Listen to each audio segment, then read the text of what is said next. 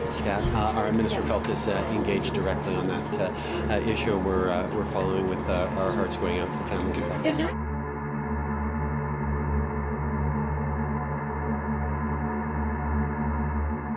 But particularly about Attawapiskat. This is about who we are as Canadians and our whole nation. I've been listening to the words of despair out of many of the youth in Attawapiskat. Government promised to implement the Truth and Reconciliation recommendations in its entirety. We know this crisis has been happening and there's no new augmented funds. I acknowledge that clearly we have not done enough. 2 months later, have they forgotten? Is there nothing there? That's an issue of political will that we could change tonight. There's no question that things like housing and water and infrastructure, youth centers is also very much part of a way forward in terms of hope and opportunity that we know the young people are looking for. This is the beginning of a new era, not just for Attawapiskat, but for relationships with First Nations across the country. Merci beaucoup. What's your message to them?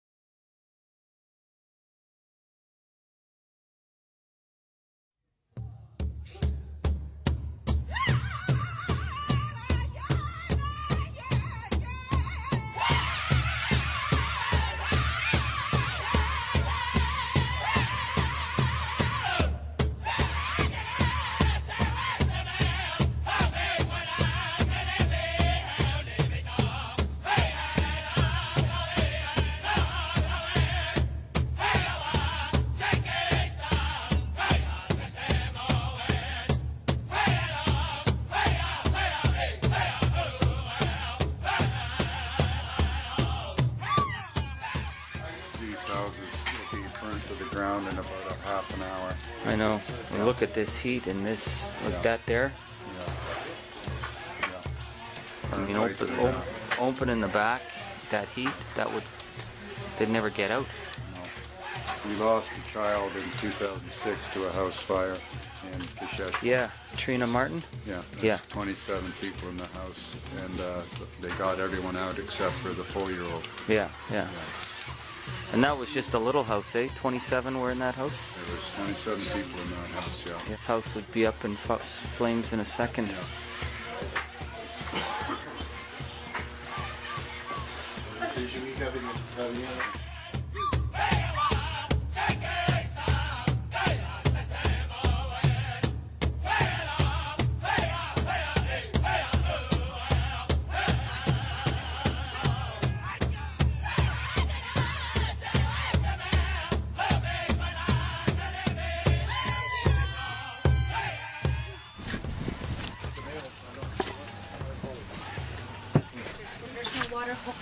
How many people are in here? Six. Four kids. Wow. No electricity? No, we're running an extension cord from next door. Right. And no water? No, of course no water. No washroom. Washroom, but also we're running inside in the middle of the night, so my kids use the washroom too. Or something they use pampers.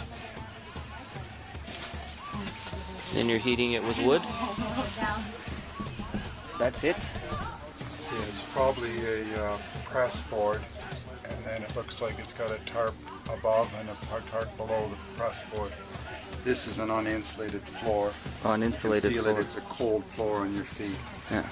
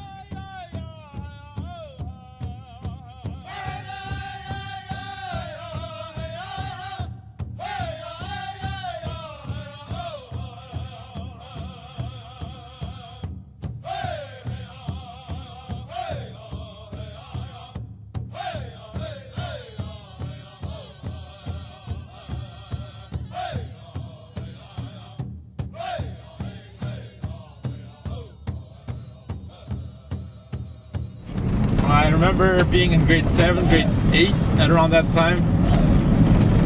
The classrooms were smelly. You would come home and I remember my mom saying to me, "Is that you that smells?" And it was the fuel that was actually on my clothes. So at that time she didn't know what was happening or what kind of environment we were in.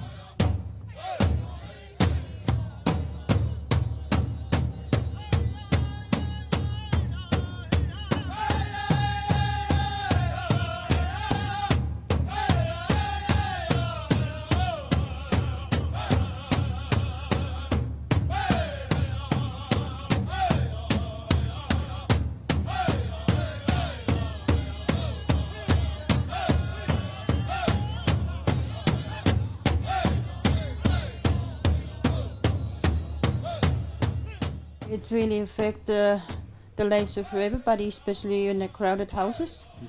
Students can't function, they can't study. I work in the school, I work with the students. I'm the female counselor at Fisher Secondary School. That's one of the things that major issues that they face, crowded housing and moldy housing. I think the government should do something about it, not to lie to us anymore. They say that they're gonna fund more, they're gonna put more funding into housing, but it's not so. Otherwise, I wouldn't be living in this environment right now, living in a condemned house.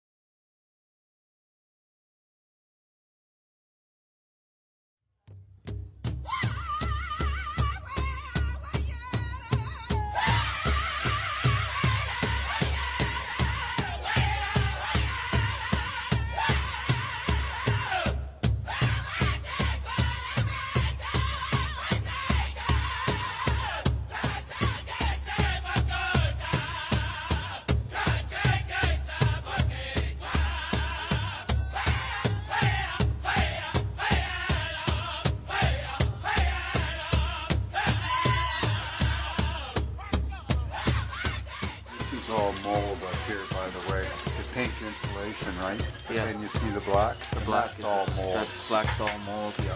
And there's lots of it. The whole house is full of mold. The whole house is covered in mold. And that's just the black fiberglass. Black mold staining pink fiberglass. So you figure the walls are pretty much... I would imagine if we took those walls down, if there's pink insulation in there with a vapor barrier, it's going to be molded as well. It looks like this board was burnt. Yeah. And anyway. Oh my God, there's little kids in this place.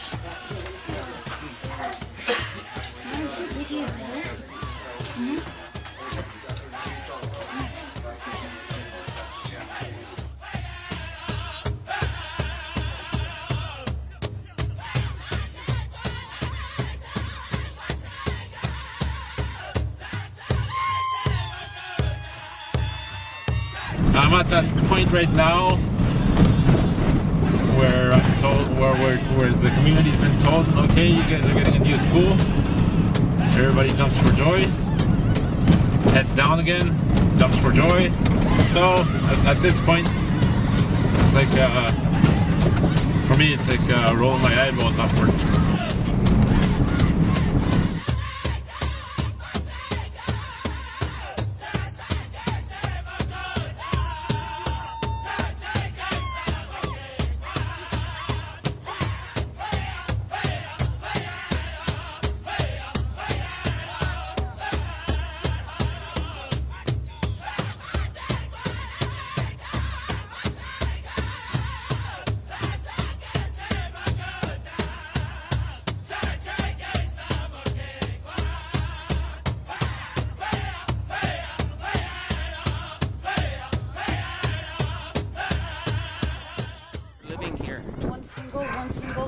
Single there, and the little girl and the grandparents. Yeah.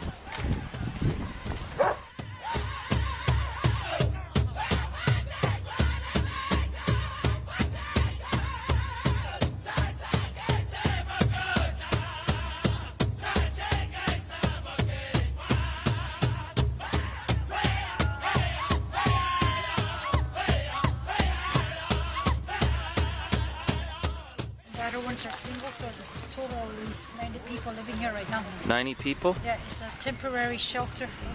We call it the beer shelter. What is it? Like it just looks like a big work shed or work well, these trailer. trailers were from De Beers. They were working construction trailers for yeah, De Beers. construction trailers. Yeah.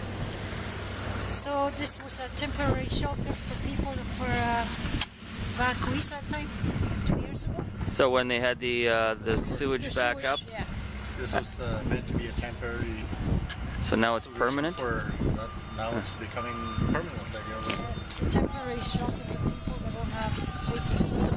These two trailers are like the size of a subdivision anywhere else. I mean, 90 some people living in here. Yeah. So how many washrooms? How many kitchens? There's 2 laundry facilities here, but I think one of them is only working, and there's washrooms on each side. Right. There's at least 2 on each side. So. 2 washrooms on each side for 90 people. And showers? There's 3, I think it's 3 or 4. 3 or 4? Yeah. Wow.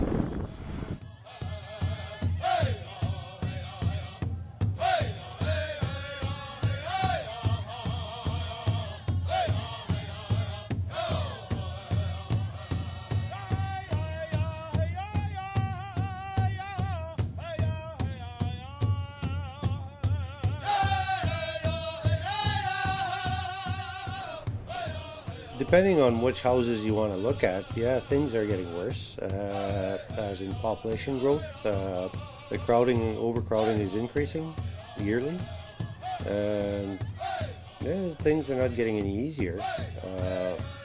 It's hard to maintain existing housing stock as well.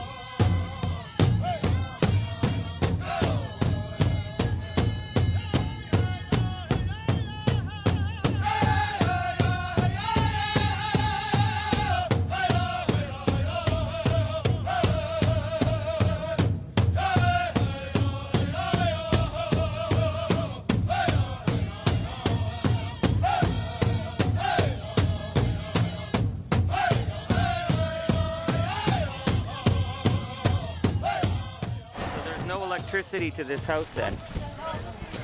There's an extension. Just an extension from the house to the shack. Just to confirm, so there's the 2 grandparents, a little granddaughter, and no running water, no toilet. You have to use a bucket for the ditches. That's the situation here? Yeah. Yes. And she's 80 years old, and her husband's 85. 80 and 85. Wow. And the little girl's in grade 5.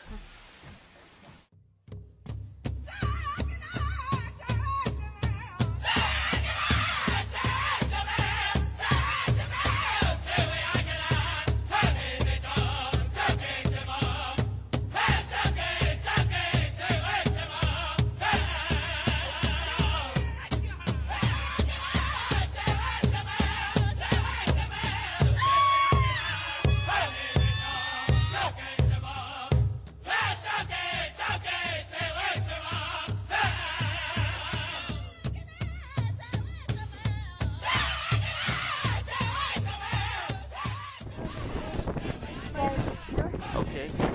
Living in this shed here. No running water? No nothing.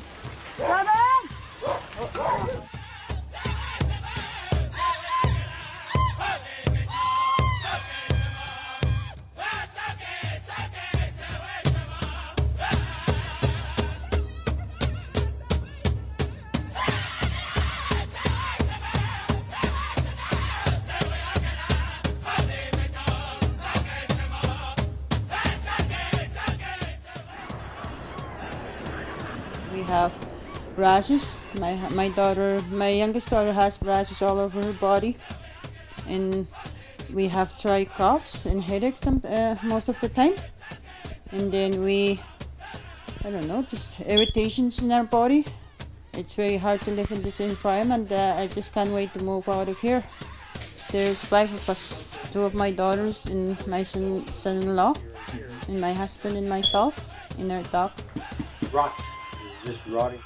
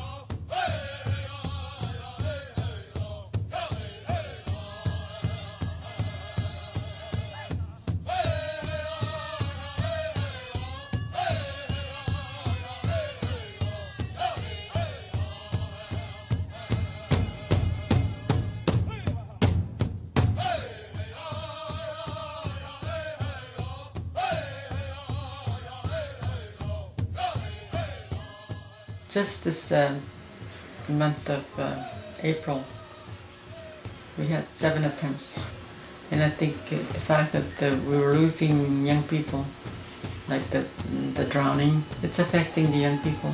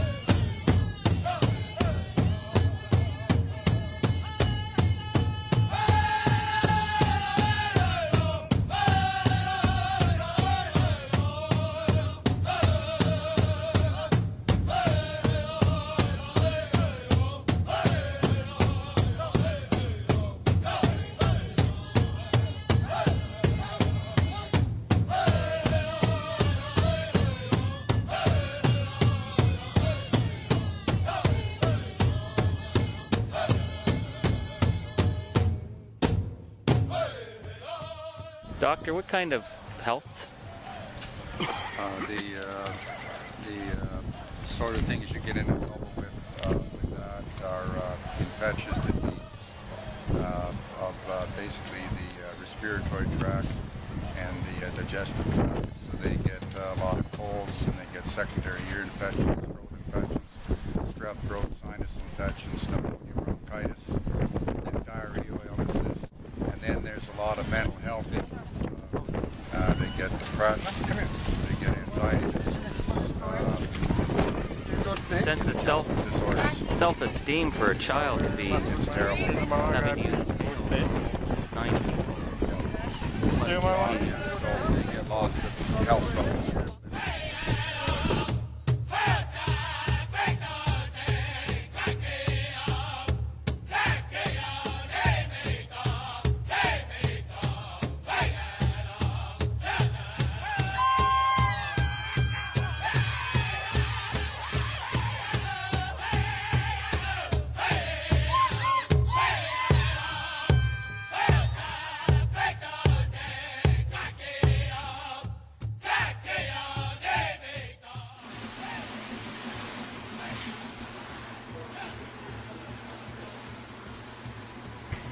Yeah, it looks like an institution for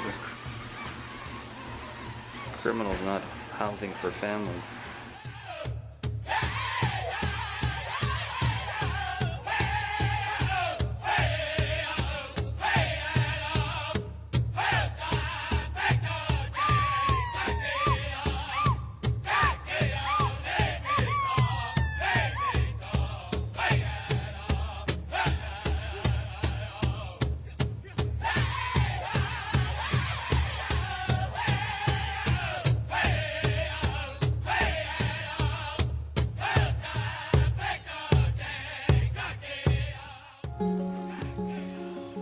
The basic infrastructure of the community was built in 2000 when water and sewer was made available to all of our community residences. Our current water capacity, both treatment and sewage, is pretty much either at capacity or over capacity.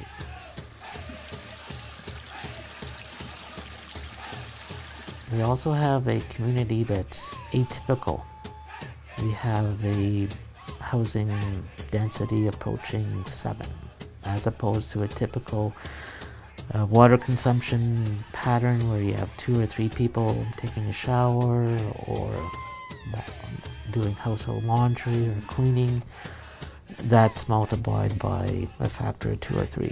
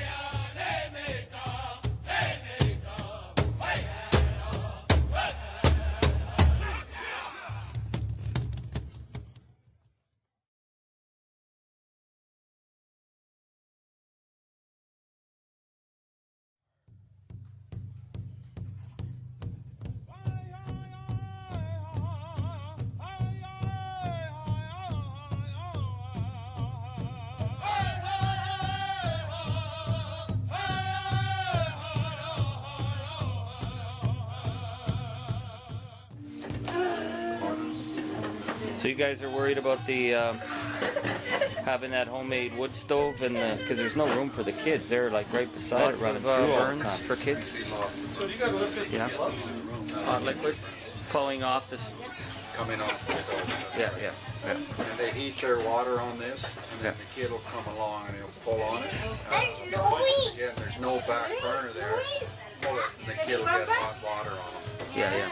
So a lot of third-degree burns. They'll get scald injuries. The first, second, and some unfortunately will get third-degree burns.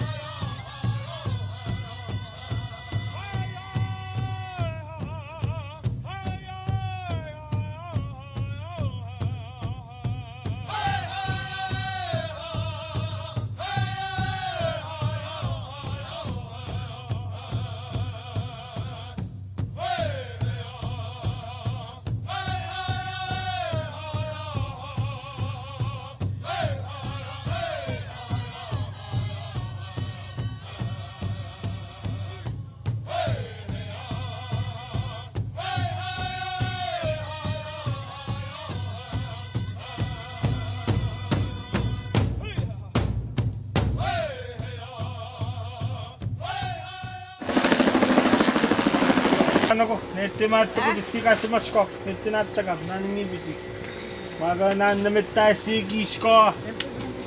Gishko tapos ko in 2 hours. And did pinamita sa kapakot. Hey, good day. Along the river, no matter how many times you're gonna check the river. For me, what it did to me is never be afraid to speak up or say things that you believe in, and to stand on my ground and fight for what's best for the community, especially the school, because education is a tool that can be used to help the people, and it's something that can never be taken away from you.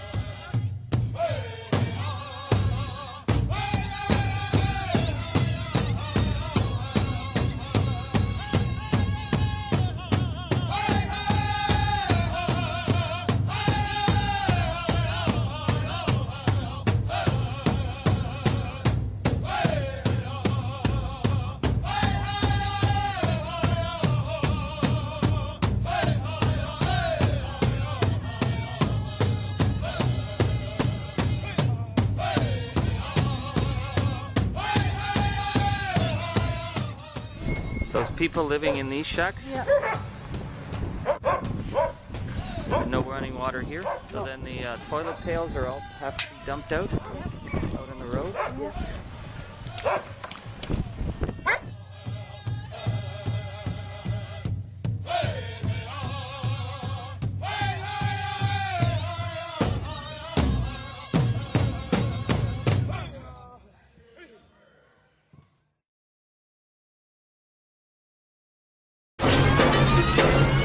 Try control red.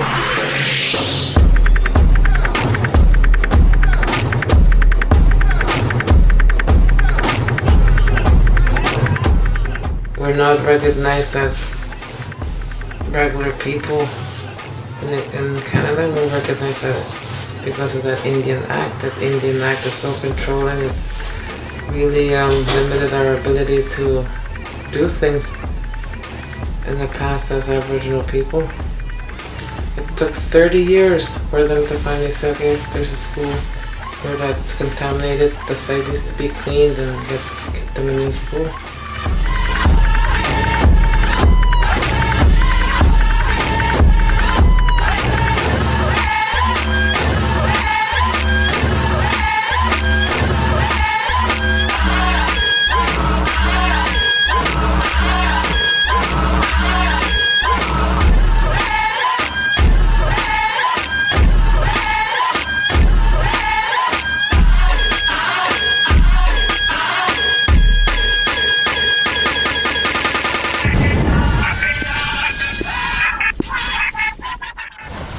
So there's how many here without sewage or water, just in this little circle? 6 or 8?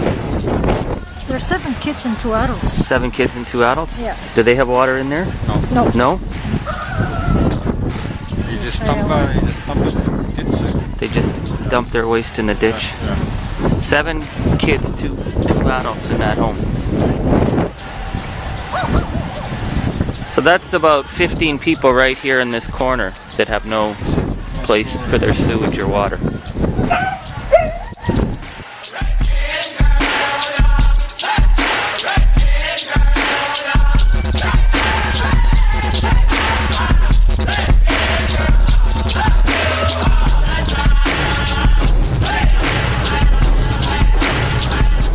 They lost hope too. They're waiting for that youth center to be open. I don't believe we'll ever see a permanent youth center. There was a commitment made, and it's taking longer than what was anticipated.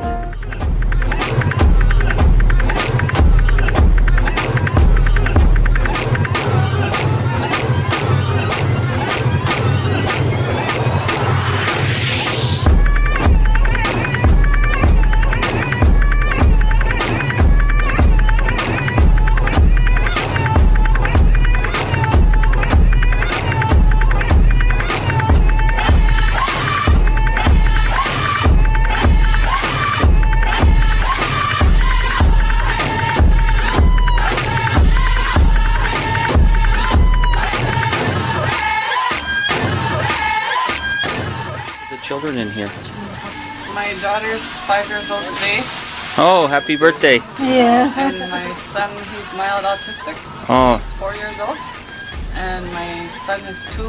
And my youngest is 11 months today. Wow. Must be hard for the children to be able to concentrate in school living in a tent.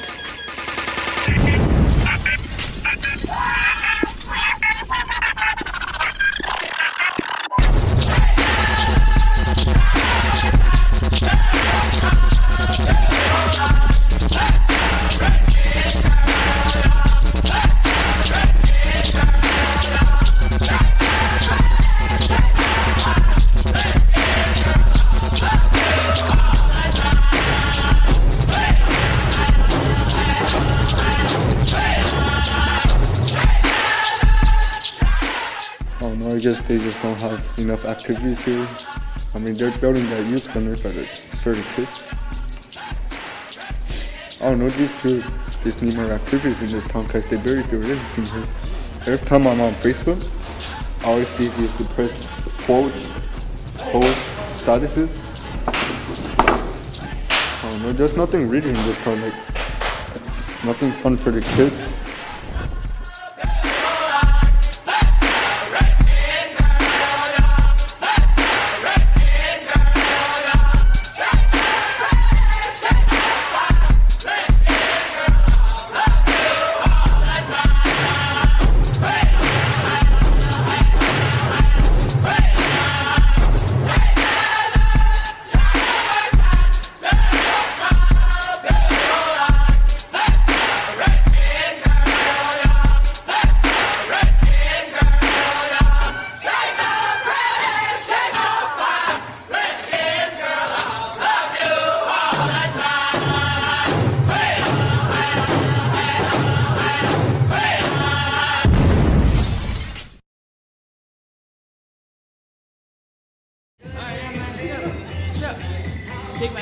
Back in my age, well, I had a drug addiction, so what would have been normal was like just doing drugs around here. Mm-hmm. What were you addicted to? Speed, firstly weed. Mm-hmm. I moved on to speed, meth, and then I started doing gas, huffing gas. Living young, living live, living free. The friends I hang out with are younger, so I try to encourage them not to do that. I try to stay away from that so they don't fall into that kind of thing there. Is it easy to stay away from? No, because like after years of doing that, all you did was get high. When you don't do that no more, it's like, what else do you do? I think it's getting better here, and especially with the youth center, it made me happy that there's a youth will have somewhere to go, something to do other than drugs, you know.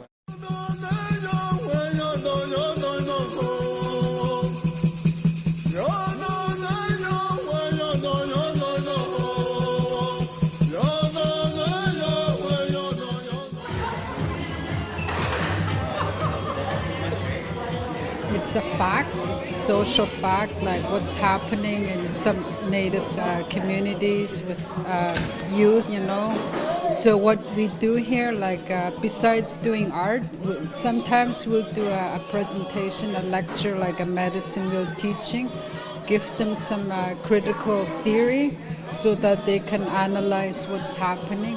For Āhtawāpiskat, they're preparing to open up their temporary shopping center. It almost looks like it's going to be done soon.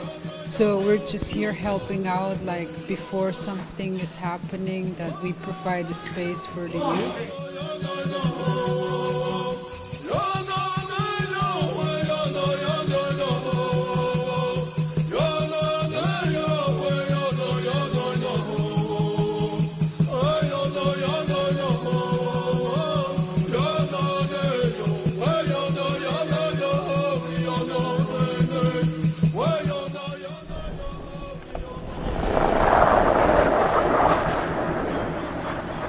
Well, I think that one of the challenges when you look at our community is the tendency to look at issues in isolation and making judgments based upon that. However, the situation on the ground in Āhtawāpiskat is much more complex. Every issue is interrelated. For example, the issue of housing. How does it impact health? How does it impact education? Infrastructure, a similar set of criteria. How does that impact your houses? How does that impact people's quality of life?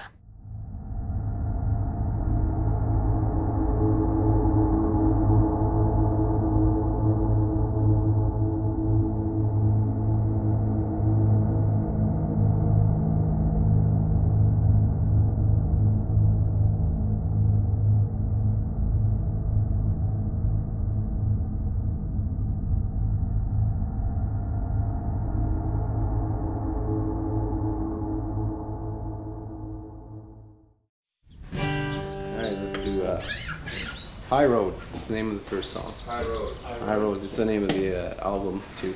It's a song about taking the high road, right? And it's really about my relationship with Attawāpiskat in the last 5 years, I guess.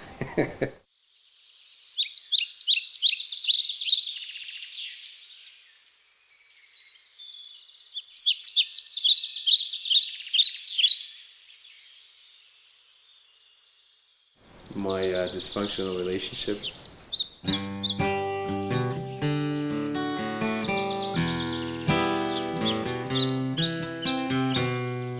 I gave you my best every day.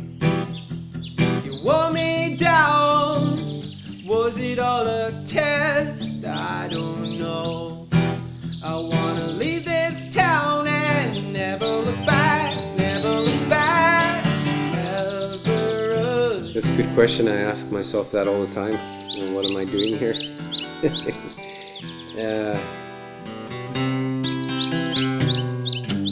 Part of me I always felt was still pretty wild. Like I feel wild and free, you know, being here. And if I go out and go be on the land, no one will bother me. No one will say anything. I just go and I enjoy it. You know, I enjoy this beautiful place that we have, and all the rivers and the bay and everything that there is here.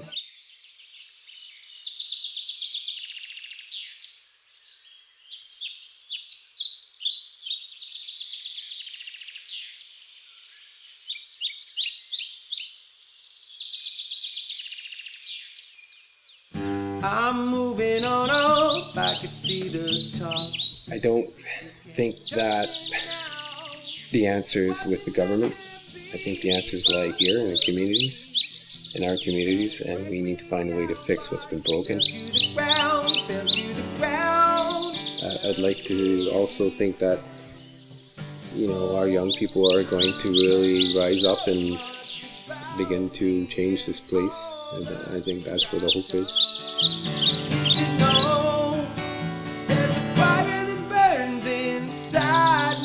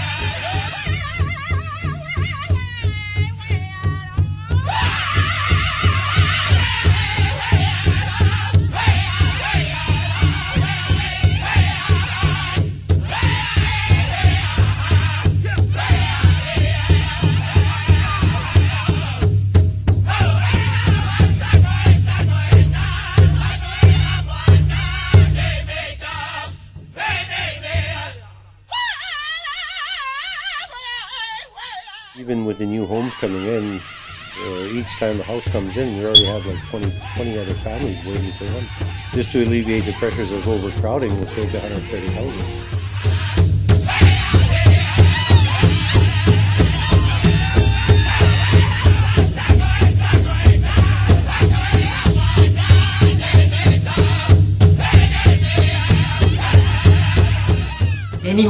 Anyone who does not believe what I'm saying is invited to come to Āhtawāpiskat, and we can give them a tour.